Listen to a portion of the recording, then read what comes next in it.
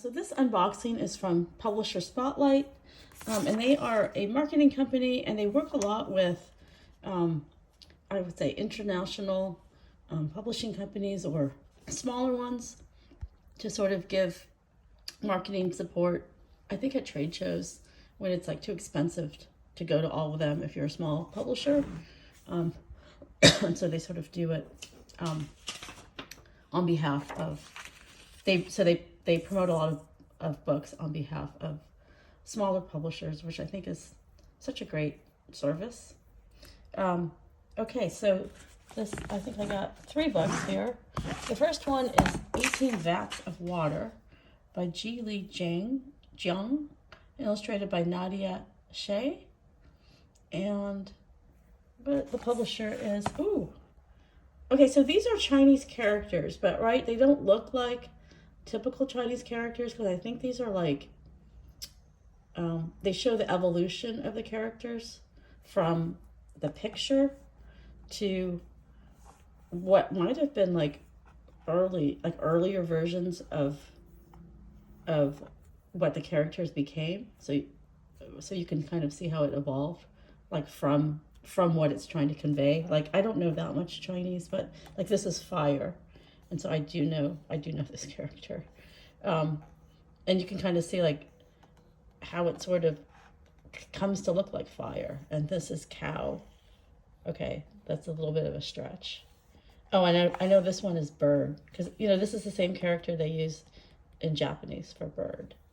And this looks like it's woman, sun, moon, eye, tree, mountain. That's the same for Japanese. I'm learning that right now. And this is water. And this is fish. And like fish and bird have a lot of similarities. Okay, so sorry, I got distracted. So the publisher is Creston Books, and it is about how there was no written language in China, which is true. And then also what's even more I would say challenging is that there are so many dialects. And so in every region of China, because it was a bunch of smaller countries that got rolled up centuries ago when there was a very strong emperor who was able to conquer everybody. And so, if you lived from one region to another, you wouldn't understand each other's language necessarily, because there wasn't one universal language like there is now, like it's Mandarin. And so, it looks like this is the story of how they started the caricatures, the writing. No, that's not the calligraphy, written language. And also, just because I know my niece and nephew talked about how part of their college entrance exams was in ancient Chinese. So I feel like some of these characters in ancient Chinese, people still have to learn them. Okay, and so I don't know what the Vats are about, but it's basically the story of how the writing system began. And it is the story of 18 vats of water. And, calligraphy actually, it is, you use a paintbrush, right? An ink, which is like paint, and it is an art form. And calligraphy style, like, people think like there's certain people who write calligraphy really beautifully, kind of like how we would for penmanship, but it really is considered artistic. So, like, for example, we have a scroll hanging that's written in, it's Korean, but it's a famous saying. But what is the reason why it's hanging on the wall framed is because the calligrapher, which is my husband's relative, was just considered a really talented, calligraphy artist. And, especially because when you write calligraphy with a paint stroke, you really can't make mistakes because it's, it's pen, it's ink on paper. And also, like, the speed of how you write affects how you draw. So it is just like painting. And so my husband's relative was praised for her calligraphy. You know, the piece has no errors, and it's just really beautifully written. So that looks interesting. I'm looking forward to reading that one. Pina by Elif Yemenici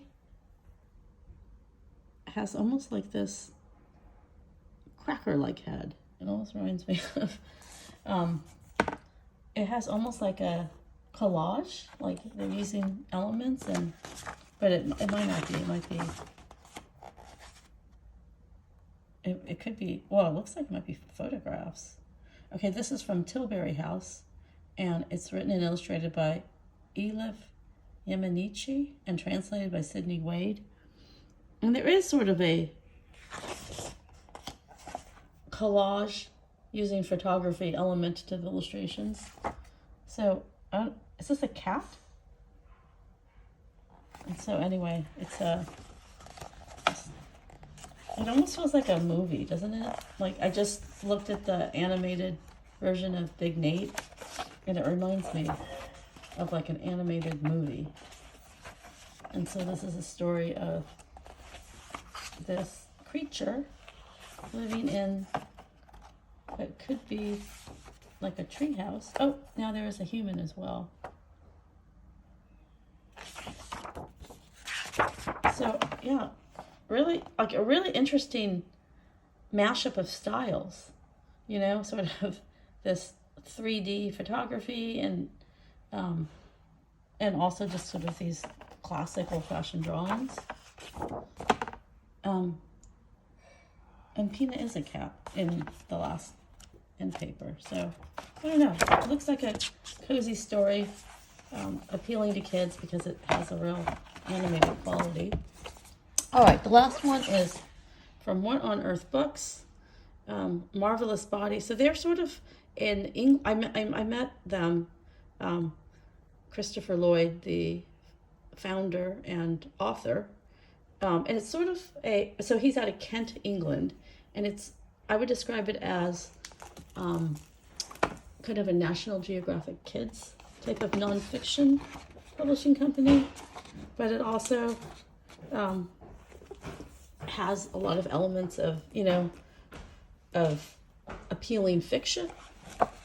And so this one is about the human body, and the paper's, it's not coated, but it's nice and thick. It definitely has, you know, a flipping around quality. Like you just kind of flip around and learn about what catches your eyes. And it has an index too, if you need to look at certain topics. But it just has a strong graphic cartoon appeal. So it looks like a great addition for kids who like nonfiction. All right, so I want to say thank you to Publisher Spotlight. Oh, and then the cover is cool because it has this cutout. Oh, I don't know if you can remove it. Oh, I think you can. It's a magnifying glass. Does it come out? It does come out. No way, that's cool. So then you can look at things. Whoa, I like that. All right, so I just want to say and put it back because you don't want to lose it. Thank you to Publisher Spotlight for sending me these books, and thank you for watching.